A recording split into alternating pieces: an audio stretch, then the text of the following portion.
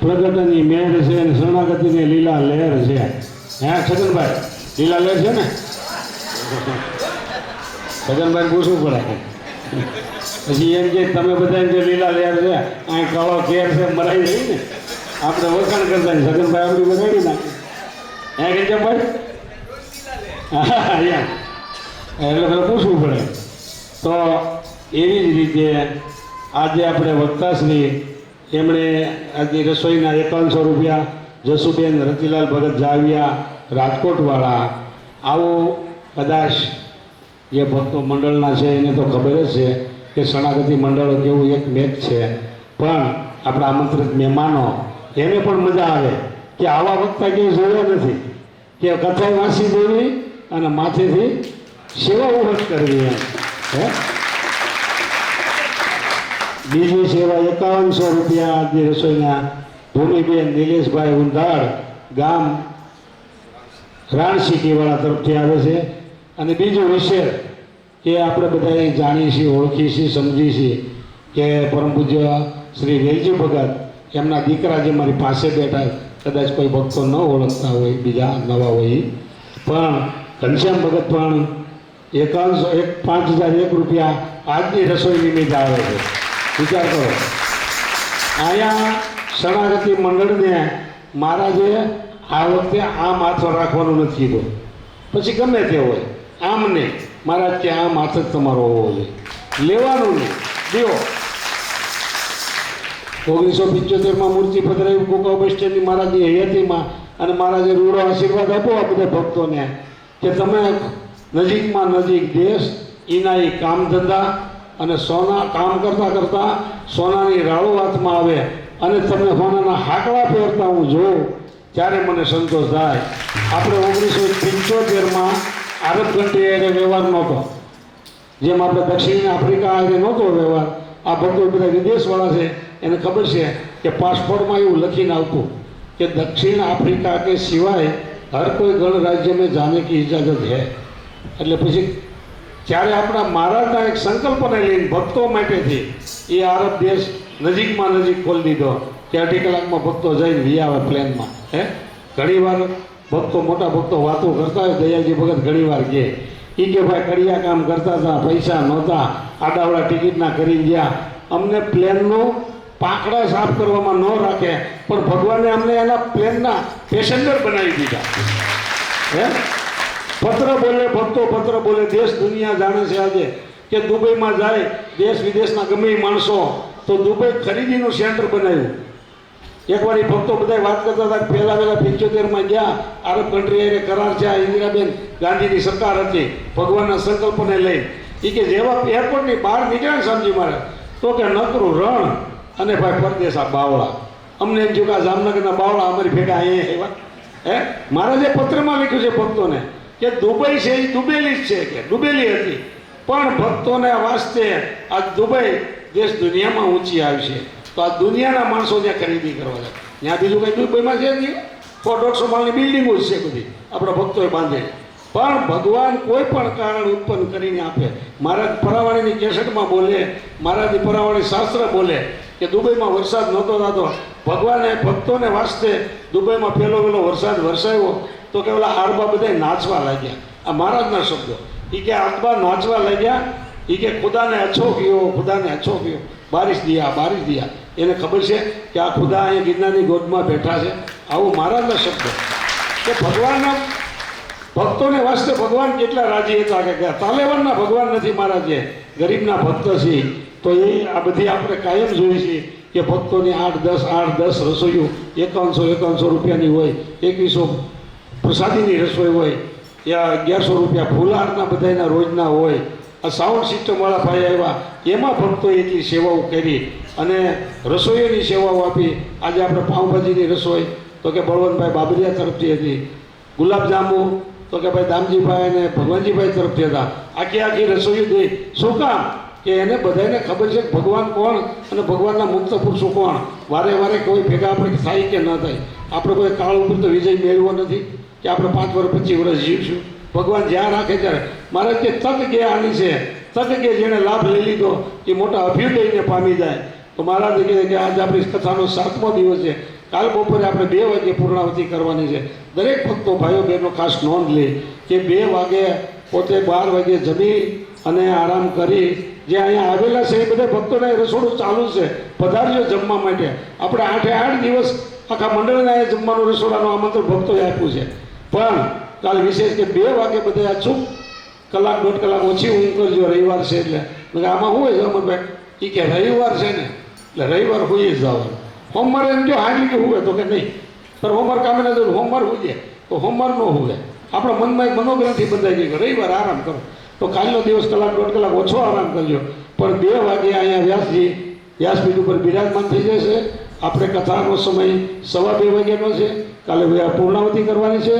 પછી વક્તાના સન્માન, અમારા આચાર્યના સન્માનના ભક્તો કરવાના. ભાઈ મને ખબર છે એટલે સમજી મારે. પછી પાછા બહારગામથી પધાર્યા હોય એના પ્રવચનો જે કાંઈ લેવાના હોય એ લેવાનું હોય, સન્માનો હોય, કોઈ બીજા ભક્તો એના તરફથી સન્માન કરતા હોય એટલે આપણે એમાં ટાઈમ જાય. પણ સાંજે આપણે 6 વાગે એટલે 6 થી 6 વાગે છેલ્લી આરતી કરી અને આપણે પોથીનો પછી આ કથાની પૂર્ણાવતી કરશું અને 6:30 બધાને સમયમાં ભોજન લેવાનું છે. એટલા માટે ખાસ બધા નોંધ લેજો. કાલે બપોરે 2 વાગે અહીંયા આવી જવાનું છે. અને કદાચ કોઈનો સવારે વધારે વહેલા આવવા માગતા હો તો છૂટ છે, પણ એ સભ્ય સંખ્યા જરાક લખાવી દેજો જેથી કરીને વ્યવસ્થા રસોઈની જળવાઈ રહે. બીજું ખાસ ભક્તો યાદ રાખજો કે આજે આપણે 8 દિવસની કથા રાખી, બધા ભક્તો બહુ ભાવ પ્રેમથી તન મન ધનથી સેવાઓ કરી પધારો છો. તો કતારગામ મંડળની અંદર જે મોબાઈલના નંબર ન આપ્યા હોય તો એ અહીંયા ચિમન બાપુ પણ અત્યારે ફરજિયાત લખાવી જાજો, જેથી કરીને અહીંયા ભક્તો 2:11 અને આજ ભગતે કીધું એટલે વિશેષ આઠમની સભાઓ થાય તો તમને ખબર પડે કે આ ભગતની ઘેરે સભા છે.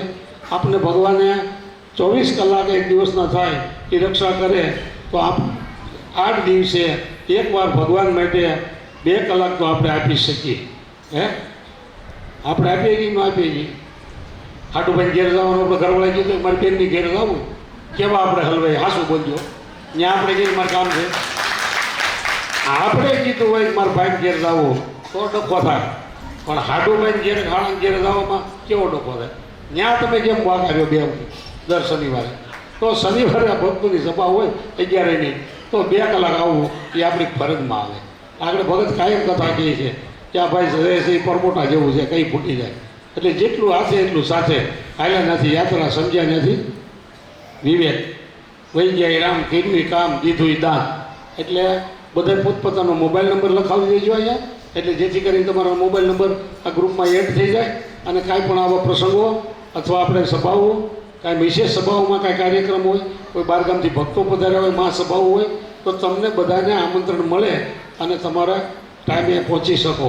એ અને બીજું ખાસ કે આપણે જે કાંઈ જાહેરાત પહેલે દિવસે કરી હતી, બેચમાં કરી, 2 વાર આજે કરી, કે જે ભક્તોએ પોતાની સ્થિતિ પ્રમાણે નાની મોટી સેવાઓ ખૂબ કરી છે એ બધા ભક્તો કાલ બપોરે અહીંયા આવો ત્યારે બધા સેવા લેતા આવજો. કારણ કે છોકરાઓ નાના હતા પણ એને ઉત્સવ મોટો કર્યો છે એટલે એની વ્યવસ્થા જળવાઈ ગઈ. આપણે ઉત્સવ કર્યો તો આજે દેશ વિદેશથી બધા ભક્તો આવ્યા અને આપને લાભ મળ્યો. એટલે એ સેવાની પહેલાં એટલે હું વારે કહું કે કથા કરવી હોય તો પહેલાં પૈસા જોઈએ, વક્તા જોઈએ, શ્રોતા જોઈએ અને સ્વયંસેવકો જોઈએ. એટલે બધાએ ખાસ નોંધ લઈ અને કાલે પૈસા સેવા જમા કરાવી દેજો. કથા ને વિરામ આપે પછી પોતપોતાના મોબાઈલ નંબર આપતા જાજો એટલે તમને ઘેરે બેઠા બેઠા બધી જાણ થાય. મહારાજ કે મારા ભક્તોને જ્ઞાન દીધું, વિદેશવાળાને વિજ્ઞાન દીધું, અમારા શાસ્ત્રમાં વાંચી અને આકાશમાં ઉડતું કરે તો આપણે આ ડબલા બધા ઉડતા આપણા ખિસ્સામાં આવી જાય એટલે ખબર પડે કોની ઘેર સભા છે. આ બહુ સુગમ થઈ ગયું આપણે માટે. એટલે આવો ઉપયોગ કરવો અને ફરજિયાત બધા પોતપોતાના ફોન નંબર લખાવતા હતા એટલે તમે ઘેર બેઠા અમે આમંત્રણ આપી શકીએ. બીજું આજે વિશેષ પરમ પૂજ્ય વેલજી ભગતના દીકરા ઘનશ્યામ ભગત પણ આપણા આમંત્રણને માન આપી પોતાનો કિંમતી સમય કાઢી પૂનાથી પધાર્યા છે. તો આપણે એને પણ વિનંતી કરી કે આપણે 5 થી 10 મિનિટ સમય મર્યાદા છે માટે આપને એ કથા વાર્તા સત્સંગનો લાભ આપે.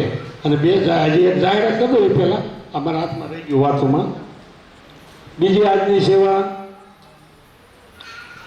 2500 રૂપિયા. ભક્તો આવે છે કથામાં ટિકિટ ભાડા ખર્ચીને સેવા કરે.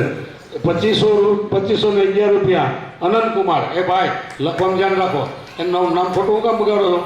એનું નામ છે અનંત કૃષ્ણ. અનંત કૃષ્ણ છે આ. અનંતકુમાર તો એના આરામ ઘેરે છે આપણે ઘરે તો અનંત કૃષ્ણ છે સમજ્યા. કિશોર પગને ખોટું લાગે આ ગુરુશીલો પાસે બેઠા છે એટલે.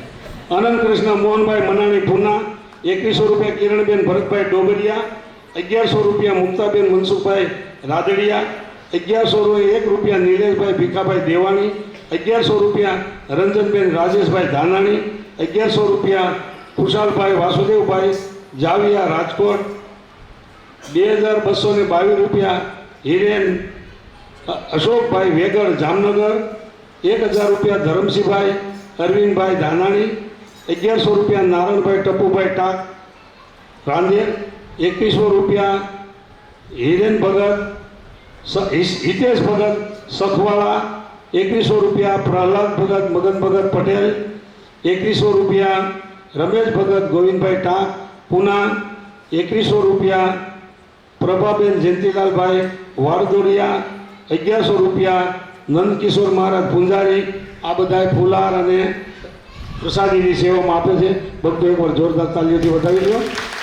હવે આજે છેલ્લો દિવસ છે આપણો, એટલે જે ભક્તો કદાચ કોઈ બાકી રહી ગયા હોય તો એ ભક્તો પોતાની યથાશક્તિ જે કાંઈ લાભ લેવો હોય એ આજે લખાવી દેજો છે ચિમન બાપુ પાસે, એટલે એની જાહેરાત થઈ જાય. અને હવે જે મેં આ સેવા બોલું છું એ આ વિડીયો શૂટિંગવાળા ભાઈની સેવા આવે છે. 500 રૂપિયા પ્રિયંક ભરતભાઈ ડોબરિયા, 500 રૂપિયા ખુશ ભાવિકભાઈ કપૂરિયા. અને સાઉન્ડ સિસ્ટમની એજી સેવા છે ઘનશ્યામભાઈ સિંગાળા. આમાં કંઈ આંકડો નથી માર્યો એટલે શું છે તો તમારું છે ભાઈ? હા, તો આ ઘનશ્યામભાઈનું હોય. આ મેને તેને કીધી છે એટલે ઘણા ભાઈને એકવાર તાલીઓ વધાવો. હાલો, હવે કોઈ કદાચ બાકી રહી જતું હોય તો જરાક અમારું ધ્યાન દોરજો. હવે આપને ઘનશ્યામ ભગત મહારાજના વિશે કથા વાર્તા સંભળાવશે પૂજ્ય ઘનશ્યામ ભગત.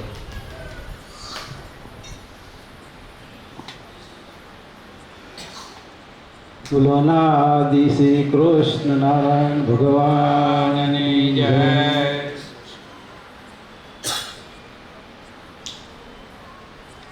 અમે દુબઈ હતા બધા ભક્તો.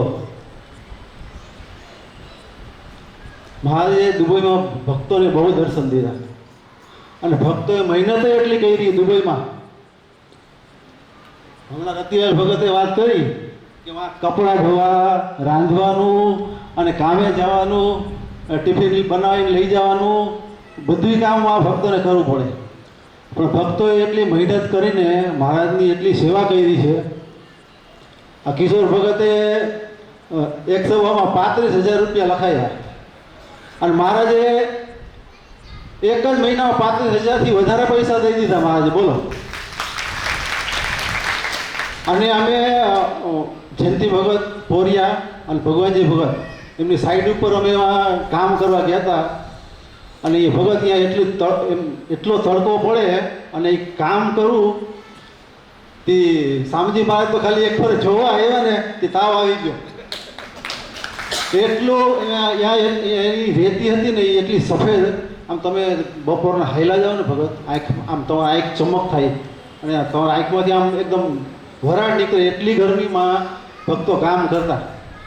એક ભાઈ તો એવું બોલ્યા કે આ પૈસો એને મોઢામાં મૂકવા જેવો છે. અને ભક્તોએ એટલી મહેનત કરી છે એમાં. અને એ મહેનતની સેવા મહારાજ કે મારા 200 છોકરાઓ છે કે દુબઈમાં કે, અને એટલી મહેનત કરી છે ને એ મહેનત કરીને ભગવાનની સેવા કરી. આ ફૂલવાડી મંદિર છે એમાં દુબઈમાં, આબુધાબી, બહેરીન જેટલા ભક્તો હતા બધા ખૂબ સેવા કરી છે. અને એ મહેનતનો પૈસો મહારાજ કે તમારો પૈસો મારે ક્યાં વાપરો મારે વિચાર કરવો પડે કે હવે મહારાજને એવું બોલવું પડે. મહારાજ જાણે બધું. મહારાજ કે તમે કેટલી મહેનત કરો માં. અમે ભગત બાથરૂમમાં એક ટાઇલ લગાડી હોય ને ભગત, તો એક ટાઇલ લગાડી પછી પાણી આવી જવું પડે, નકર ચક્કર આવીને પડી જાય આપણે. એટલી ગરમી એમાં ભક્તોએ કામ કરી, એટલી મહેનત કરી અને એટલી મહેનત કરીને ભક્તોએ બધાએ સેવા કરી. ફૂલવાડીમાં બહુ મહારાજ બહુ રાજી કે મારા 200 દીકરામાં કામ કરે છે. અને મહારાજે તો મહારાજ આટલું બધું ભણ્યા, મહારાજ આટલા શાસ્ત્રો લખ્યા મહારાજે. મહારાજની ડિગ્રી ખાલી અમારે ઘરે ભગતે પ્લાસ્ટિકમાં મહારાજની ડિગ્રી લગાડી હતી દરવાજા ઉપર. તે પાસપોર્ટ બનાવી દીધો હતો ને તે ઇન્કવાયરી કરવા પોલીસ આવ્યો.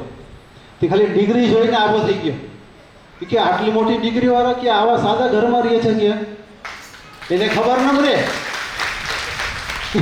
કે આ આપણા મહારાજની ડિગ્રી એને ખબર ન પડે પણ કે આવડી મોટી ડિગ્રી અને આવા સાદા ઘરમાં રહીએ ફ્લેટમાં રહીએ. નકર પૈસા લીધા વગર એ પોલીસ જાય નહીં. એ ખાલી ઇન્કવાયરી કરીને તરત રહી ગયો. મહારાજની ડિગ્રી કેટલું ખાલી માણસ ડિગ્રીની વાત કરે તો મહારાજે કેટલું મહારાજ કે ભગવાન હોય ને એટલું સહન કરી શકે અને મારા સત્પુરુષ હોય ને એ એટલું સહન કરી શકે. આપણે સત્પુરુષના જીવનમાં આપણે અંદર ડોક્યું કરીને તો ખબર પડે કે સત્પુરુષ થાવ